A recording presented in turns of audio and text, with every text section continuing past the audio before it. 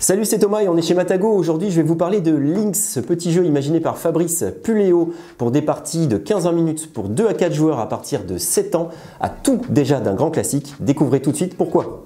Alors cette petite boîte de Lynx est fort bien remplie parce que après qu'on l'ait ouverte via son petit tiroir très agréable et qu'on ait découvert sa règle du jeu très courte, très simple et donc très facile à comprendre, on va découvrir pas moins de 60 tuiles réparties en 4 groupes de 15, donc dans 4 couleurs différentes, jaune, rose, bleu et vert. Et dans chaque groupe, donc 15 tuiles, dans chaque groupe de 15 tuiles, eh bien vous avez des tuiles pierre, feuille, ciseaux en 5 exemplaires chacun, c'est-à-dire 5 pierres, 5 feuilles et 5 ciseaux. Vous sortez tout ça, chaque joueur récupère un set de tuiles à la couleur qu'il souhaite et vous êtes prêt à jouer. Alors Lynx se joue aussi bien de 2 à 4 joueurs et même à 4 joueurs il peut être joué en 2 équipes de 2.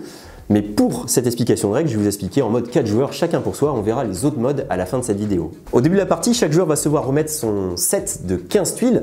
Une tuile d'un côté c'est soit une pierre, soit une feuille, soit un ciseau.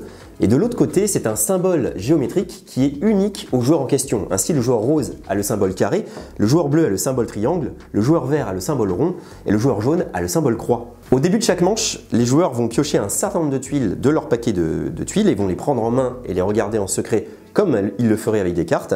Le premier joueur va piocher 2 tuiles, le deuxième 2 tuiles, le troisième 3 tuiles et le dernier joueur 3 tuiles également.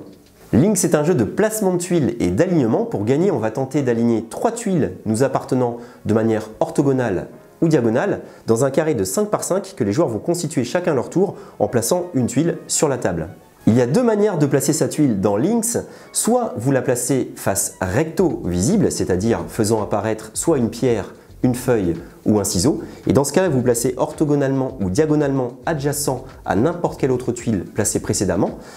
Et ce qui est sympa, c'est qu'en faisant cela, vous repiochez 2 nouvelles tuiles pour rajouter à votre main, car dans Lynx, on ne pioche que si l'on pose sa tuile face recto visible. Ou alors vous la jouez face verso visible, c'est-à-dire la face qui fait apparaître votre symbole géométrique unique. Et dans ce cas-là, vous ne pouvez jamais poser une tuile face verso directement sur la table. Elle doit recouvrir une tuile préalablement posée par vous ou votre adversaire, selon une contrainte que vous connaissez bien. On l'a vu, Lynx reprend les mécaniques du jeu d'alignement type Morpion ou Puissance 4, mais il y incorpore également une autre mécanique ludique, celle du Shifumi ou pierre-feuille-ciseau. Et ainsi, quand vous voudrez poser votre tuile face verso visible, votre tuile devra battre dans l'ordre du Shifumi la tuile qu'elle compte recouvrir. Ainsi, la feuille bat la pierre casse le ciseau et le ciseau découpe la feuille. On l'a vu dans Lynx, il y a donc 2 manières de pose. De ce fait, il y a 2 manières de gagner. La première, vous faites un alignement orthogonal ou diagonal de vos tuiles face recto visible, c'est-à-dire faisant apparaître des pierres, des feuilles ou des ciseaux à votre couleur, et vous gagnez la partie, ou plutôt la manche, puisque Lynx se joue en 2 manches gagnantes, donc on peut aller jusqu'à 3 manches pour déterminer le vainqueur.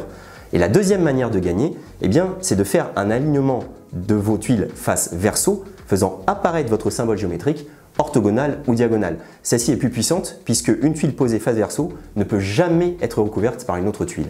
Mais elle a un désavantage car à jouer trop souvent face verso en recouvrant vos tuiles ou les tuiles de vos adversaires afin de prendre des positions que personne ne pourra vous enlever, eh bien vous ne repiochez pas, vous ne complétez pas votre main, vous ne rajoutez pas de cartes de tuiles à votre main et vous allez vous retrouver à court de tuiles et dans l'obligation de rouvrir le jeu afin de vous donner plus de choix. Si à force de jouer face cachée vous vous retrouvez sans tuiles, à votre tour, eh bien vous ne jouez pas, vous repiochez 2 tuiles et vous passez votre tour. On vous conseille d'éviter cette situation. On l'a vu, Lynx c'est aussi simple qu'évident et il se joue aussi bien de 2 à 4 joueurs. À 2 joueurs, les 2 joueurs vont s'affronter et c'est très tactique puisque vous pouvez limite compter les tuiles qu'a posé votre adversaire pour savoir sur quel type de symbole l'attaquer. À 3 joueurs, il y aura une mise en place un peu particulière qui va rajouter un début de partie assez original par rapport à la variante 2 à 4 joueurs. Et à 4 joueurs, vous pouvez jouer en 2 équipes de 2.